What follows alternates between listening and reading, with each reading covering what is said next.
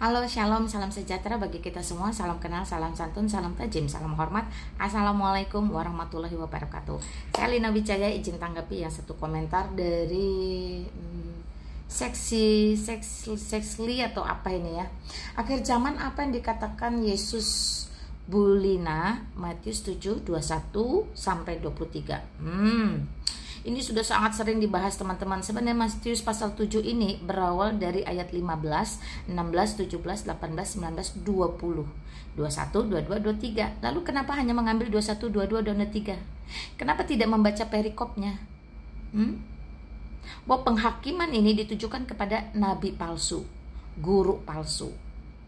Nabi yang setiap hari mengajarkan seolah-olah ada Tuhan, bahkan memanggil Tuhan kepada berhalanya. Lalu ujuk-ujuk di akhir zaman terbukti bahwa yang menjadi hakim itu adalah Yesus Kristus. Lalu ketika ia datang kepada Yesus Kristus dan berkata, tiap hari aku memberitakan Tuhan, Tuhan. Yesus Kristus bilang apa? Enyahlah engkau dari hadapanku. Aku tidak mengenal engkau. Ya, jadi ini untuk nabi palsu, untuk guru palsu. Ya, yang setiap hari meneriaki Tuhan, mengajarkan Tuhan, tetapi Tuhan yang diteriakin, Tuhan yang diajarkan itu adalah Tuhan palsu, bukan Yesus Kristus. Apalagi mereka mengerjakan kehendak Bapakku, kata Yesus Kristus. Apa kehendak Bapa di dalam Yesus Kristus? Ya, 10 hukum Taurat Musa yang dikristalisasi dalam 2 hukum utama. Kasihilah Tuhan Allahmu dengan segenap hati dan dengan segenap kekuatan dan dengan segenap akal budi. Siapa Tuhan Allah di sini? Yesus Kristus, bukan yang lain apalagi batu. Lalu kasihilah sesamamu seperti mengasihi dirimu sendiri. Siapa sesamamu? Sesamamu adalah manusia. Kembali, bukan batu.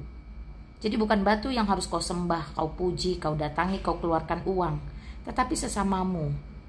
Ya. Jadi 2 hukum kasih inilah yang kalau tidak kamu kerjakan, sekalipun setiap hari kamu berteriak Tuhan, Tuhan, maka Yesus Kristus di akhir zaman akan berkata, enyahlah engkau, aku tidak mengenalmu. Dari mana? Dari buahmu. Sebab ajaran menentukan kelakuan.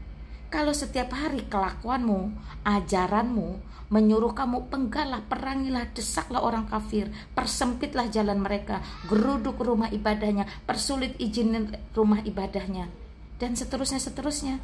Apakah Yesus Kristus mengajarkan anarki, mengajarkan peperangan, mengajarkan kedengkian, kebencian, iri hati?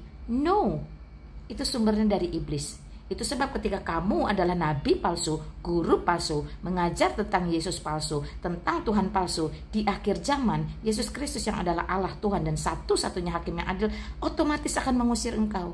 Enyahlah kamu daripada hadapanku.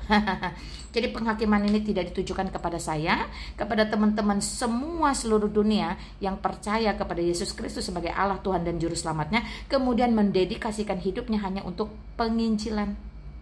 Oke? Hati-hati buat kalian yang mengaku punya Tuhan, ya, berteriak Tuhan, mengajarkan Tuhan. Sejatinya kamu masuk di dalam Matius pasal 7 ayat 15 sampai 23. Kamu adalah serigala berbulu domba. Dari buahnya lah orang mengetahui.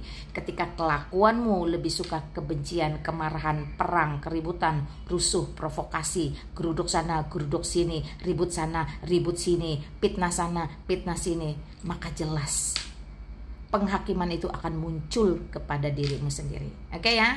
Semoga sadar, waras, insaf, dan bertobatlah. Tiada Tuhan, tiada Allah selain Yesus Kristus. Tiada juru selamat dan engkau membutuhkannya. Engkau dan nenek moyangmu membutuhkan Yesus Kristus. Tanpa Yesus Kristus, engkau dan nenek moyangmu akan binasa. Bertobatlah, mengapa harus binasa? Oke, salam santun sekali lagi. Salam sejahtera bagi kita semua. Assalamualaikum.